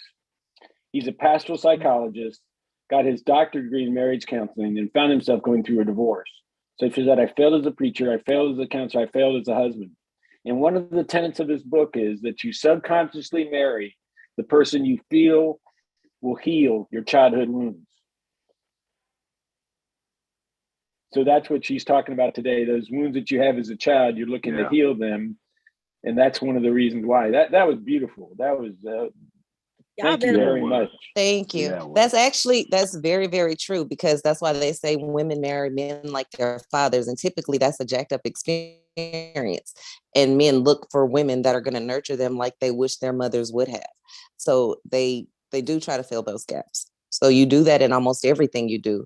And he put it in that marriage perspective, but you're doing it in business as well. Oh my gosh. Y'all are really, what the heck is going on right now? Like, seriously, what you saying at my dang on marriage and my business stuff and everything you just said. I'm sick of y'all, for real. I need a break. I'm sorry. Y'all, for real. Oh my God. She said I need a break. Yeah, buddy. Talisha, I'm listening. You sounded like you had something. Yes, I did. Can someone explain to me what's going on with my third eye? It's been vibing, like it's from my head, the middle of my head to my nose. And I don't know what to do with it. I try to sit still. I need help. What do I need to do right now? Fair enough. Well, Sheena, you on the roll. You might as well grab that one. May I answer that or have some input? Yeah, you have some input. One of the things that happened to me, Tanisha, is that at an early age, I started having, it's like palpitations through my body. I didn't know what it was and I didn't understand it. And it kept continuing on until, truth be told, until God saved my life and I heard his voice. So I was told that I need to find a quiet place. And when I find a quiet place to answer, I'm here, I am yours to work through. So that is what I started doing. When I started doing it, I was able to home in or zone in to my more spiritual side. I started being able to do certain things, see certain things, and those palpitations through my body would move through my entire body. So I was able to home in on, say, like if my hand was doing it, then I had to pray for people's hands, or I was able to see who was having a problem with their hands, or, different things like that. So my suggestion would be to give it an answer, and that it would be that you are available because we're vessels. And God really doesn't want to work through anyone that doesn't want to be worked through. So I would just say, to answer it, find a calm place and then speak and say that you are available. It's like someone knocking at the door. That's what's happening. Just saying. Thanks for saying that. You just helped me also, because lately when I'm in the bed, I hear a knock, like either on the window or the wall, or even when I'm at work, I hear a bang, and I'm trying to figure out what is that. And then the other day I had honestly, after we did that 3-day convention, Antonio, where everybody, Sheena, all y'all were there. Right. I went and bought stones. And this one particular stone I used, it was yellow and it had orange in it. It's kind of big, but I went to Louisiana and got my stones. And literally 2 days ago, I slept with one of them in my hand. And y'all, I wouldn't say scary. It was just like something spoke to me. And it was a voice. I couldn't explain, but it was clear as day. And I jumped up.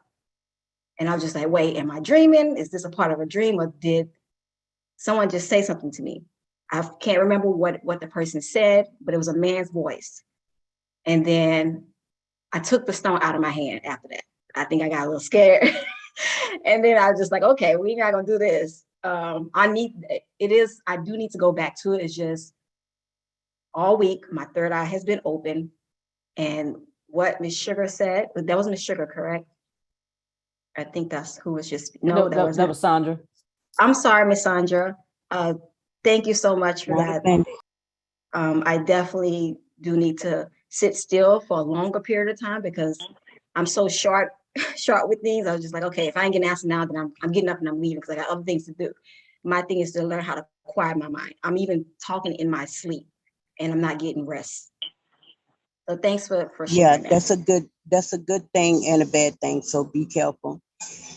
And just remember to close all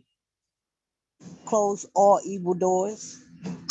Ask God to do that no bad vibes will come in, no bad energies will come in because they will sneak in.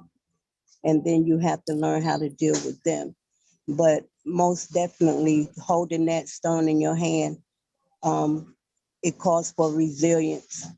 It calls for your attention. And it calls for you to answer to God, to allow those things to come through you. Because they're very powerful, which means that you're very powerful. Because the energy doesn't flow to someone that is unable to use it. It doesn't work like that. If you're available and you know how to work through it or allow it to work through you, then it will come. Because we've been trained to live through our flesh, but we're actually supposed to be living through our spirituality, our entity.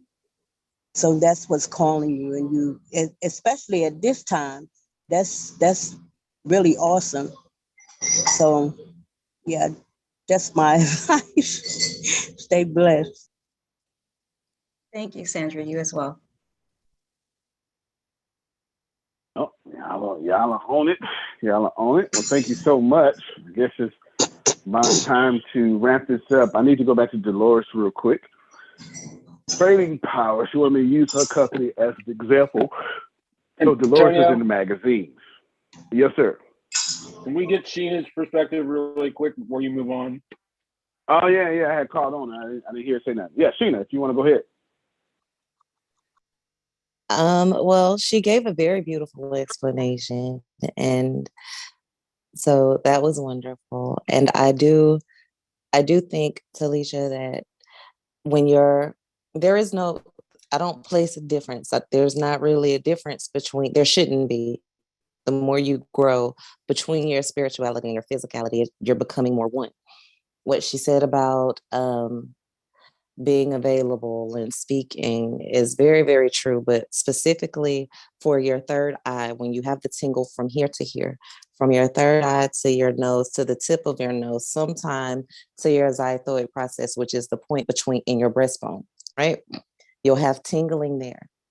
At that point, you say nothing, you sit still and you listen, you find a noise. You find an outside noise, whether it's the lit sound of the AC, whether it's the sound of a frog way down the street, whether it's the sound of something that's consistent that you have no control over. You find that sound and you sit and you listen to it. You don't do anything and it's hard. You don't do anything, you sit and you listen to it, and it allows you to come to a place where you can be centered.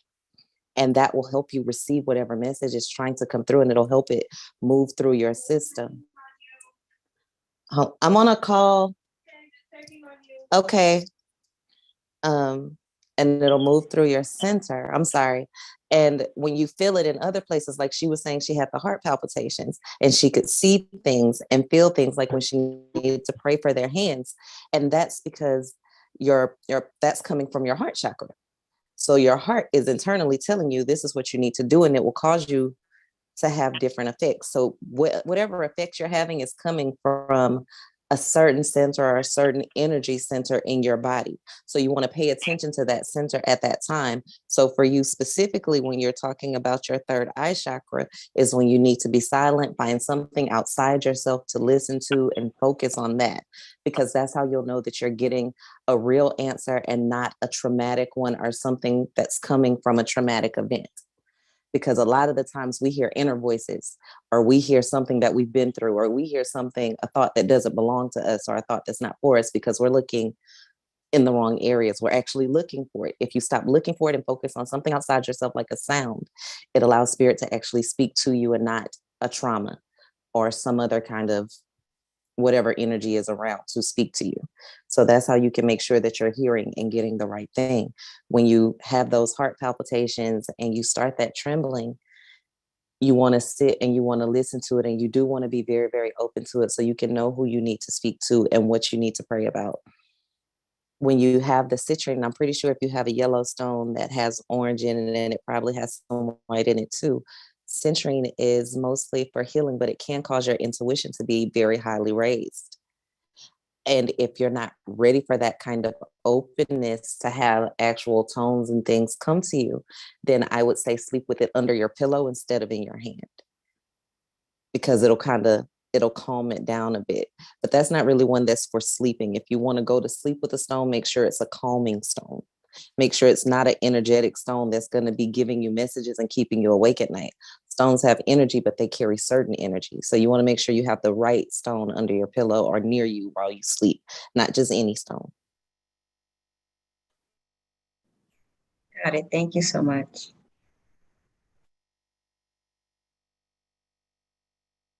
All righty, there it is. That's why she is ATS royalty.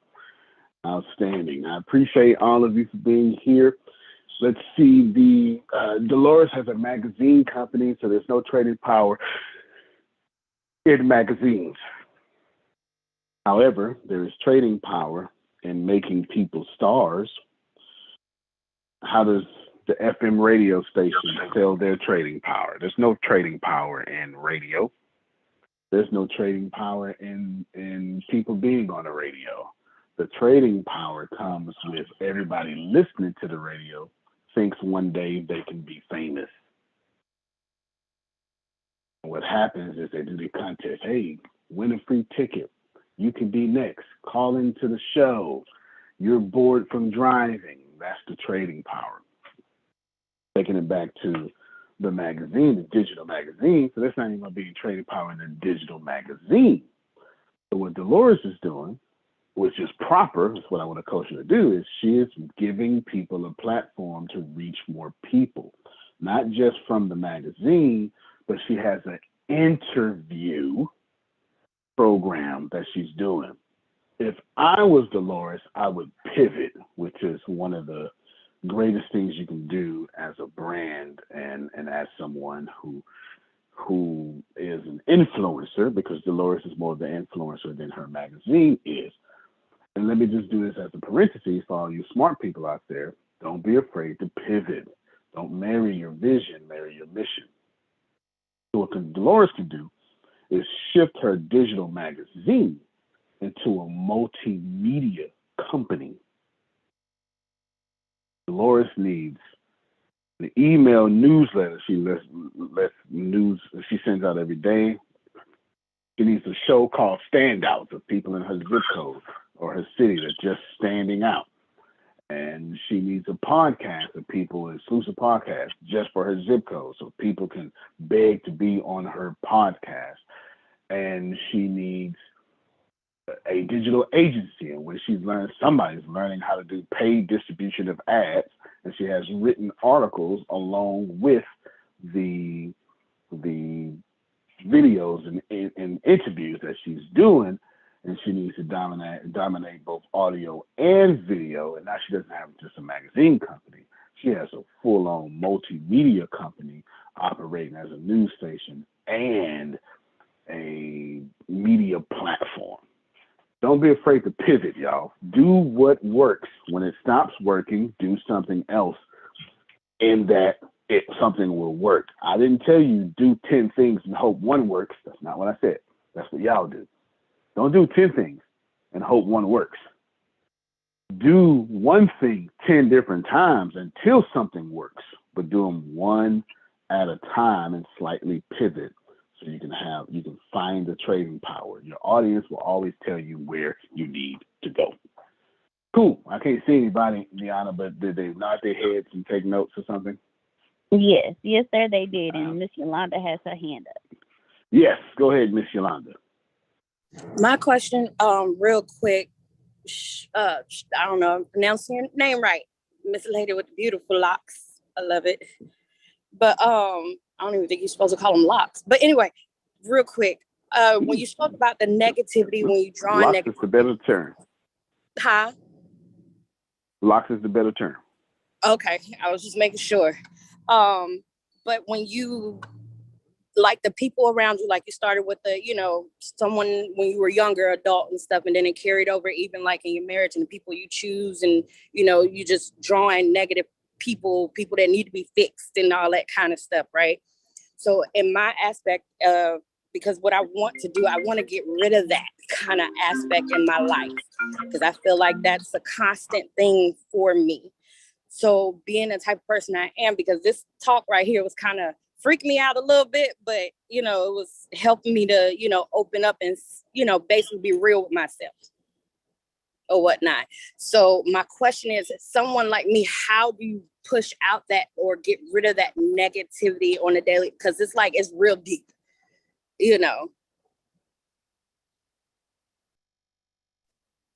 Okay, so you've done the first thing. At least you acknowledge it. Acknowledging that it's there is one of the hardest things for people to do, because they'll say, oh, well, no, I didn't go through anything like that. There was no inconsistency. This was amazing. In hindsight, it might have helped you become who you are, but it was still inconsistent and it was still what it is. So you've already done that. And wanting to change that is something that you just have to do while you're healing it. The way you heal it, so that you don't continuously have to work on it and make a conscious effort every day to not do that, because that's what you have to do at first. It's just make a conscious effort every day, and in everything you do, not to see or be drawn to the negativity in things. Now, as you go through your shadow work and you work through that process, it'll start to fade away and it won't be so deep. So you'll stop saying things like, oh, it's so deep. It's not that deep. It's present. And once you get to the point to where you know it's there and you're almost there, you get to the point where you just know it's there. It's no longer deep. It's superficial, and you can just start to wipe it away. And the way you start to wipe it away, I'll give you a few tips, like things that you could start to try, things that you could just start to do at home. What I have my students do, and what I have the people that go through my courses do, if you spend at least, give yourself 2 days.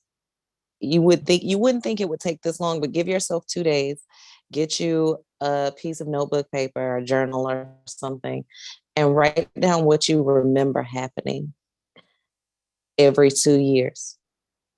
For, like, let's say you were born in 1980.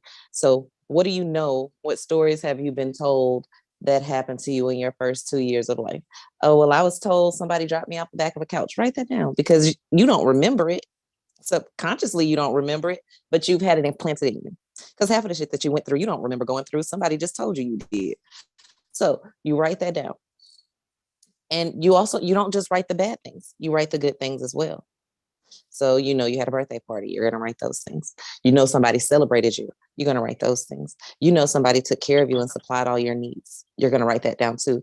And it's going to take some time and some paper, but what you'll notice is as you go through it, you've been through a lot of negative things, and you saw a lot of negative things, but there were way more positive aspects, because there had to be for you to still be present. So you'll work through that shadow work that way, and you'll deal with it bit by bit by bit. But the first step you already done is acknowledged it. The second thing is making that conscious effort to only draw positive things into your existence. Like, it would be it's easier to naturally go to whatever's easiest, and typically whatever's easiest is not very positive. So you want to make sure that you have that conscious effort of, every time I go into this place, I'm drawing positive things to me. I want to see who the most happy people in this room are. I have this bad habit, and I can see things, and I'm a seer. I don't want to see all the people that just went through a divorce in the restaurant. I'd rather see the people that just got married that are happy. Show me that.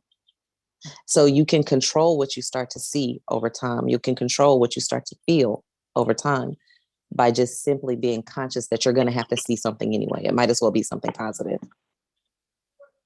That's good. I appreciate it, because I thought I was just drawn to negative people because I needed to help people, or just drawn to negativity because I need to change or fix it. But that just is draining, and I feel like the negativity and fear stays on me because of that.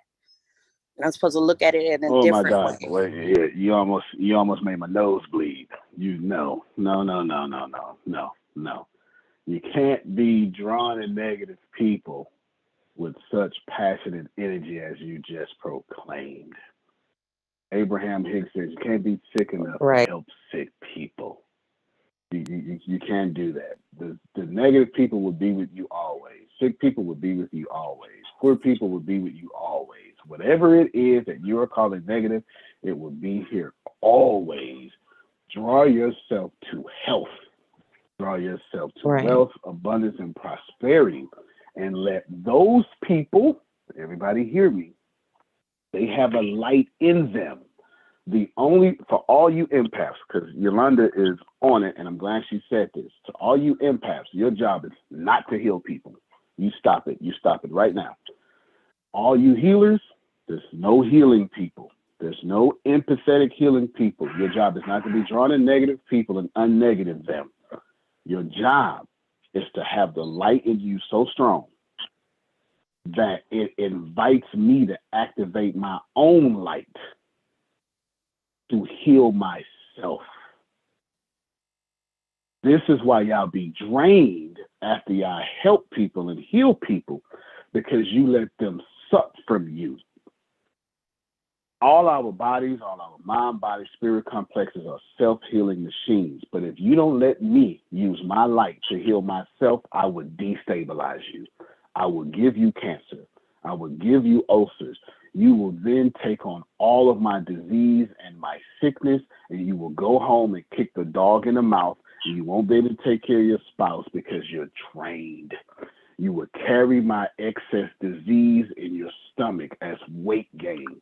Your face will get fatter. You will get sicker. Your skin will get paler because you didn't allow me to heal myself. You allowed me to plant my poison in your soul.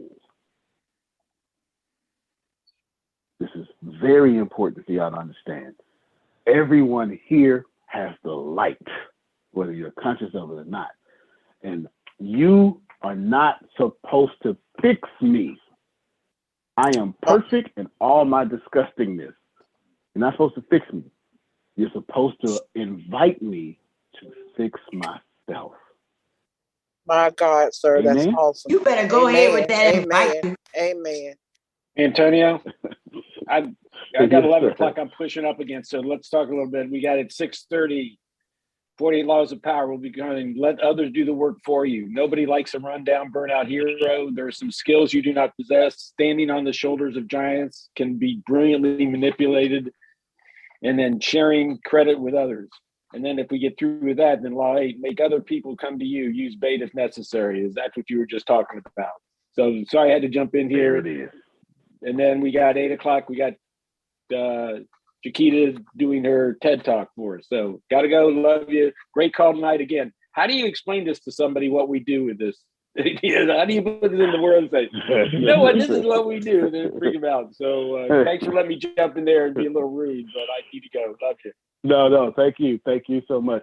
Thank you so much. And I just had an inspired idea from Phil. We'll have on this 40-week leadership class, we'll have Sheena be a guest speaker on one or two of those coming forth, as she'll be in some different country. She'll be in Antarctica by then, though. So we'll see what happens there. But just remember, this is my final. What I'm going to do is I'm going to give my final. Just let me and I'll know. let Sheena give your final. Well, okay, just let you know, and then you'll get out of Antarctica, or you'll find Wi-Fi in Antarctica. Got it. We'll make sure you do that. Just my final thought. I'll make it super short, so Sheena, you can say whatever you want to say here. But I want to stay on right where I was at. Your job is to invite me to be the God that I am, nothing less and nothing more. You cannot fix me, because once energy becomes matter, it cannot be changed. Here's what it is. The only way for Antonio to change is Antonio has to create new energy that becomes new matter. So if you want to fix your marriage, you can't change your marriage. You have to create a new marriage. If you want to rekindle a relationship, you can't start somebody back over in the past. You have to create a new future. You can't drag anybody. You can't make people jump through hoops, because those hoops are already there. So you are not creating a newer relationship. You're creating walls that you're making someone knock down all over again. Only create the desired results that you want. And if I don't vibrate at your new desired results, I am no longer good for your future. I may be a good person.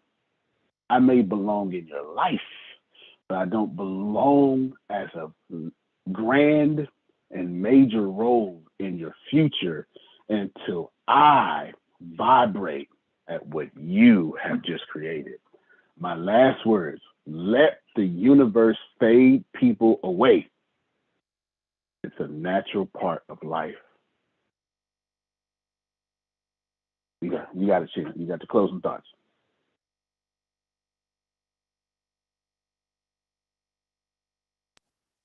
I don't really have a lot of thoughts, because that was beautiful. I could just share something with you real quick, because it's a beautiful, beautiful view. I figured I'd just show y'all the view of the mountains of Honduras, because they're gorgeous.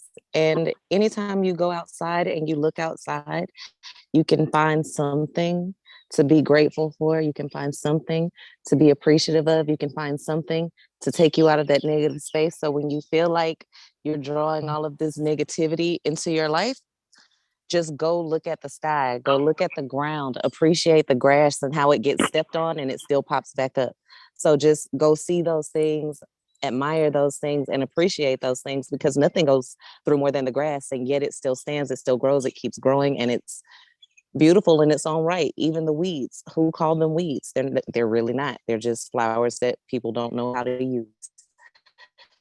So just know that there's always something that you can look for, that you can find, that you can listen for if you can't see, that you can touch if you can't hear or see. There's always something to remind you of the positivity that you would need to take you out of a negative place.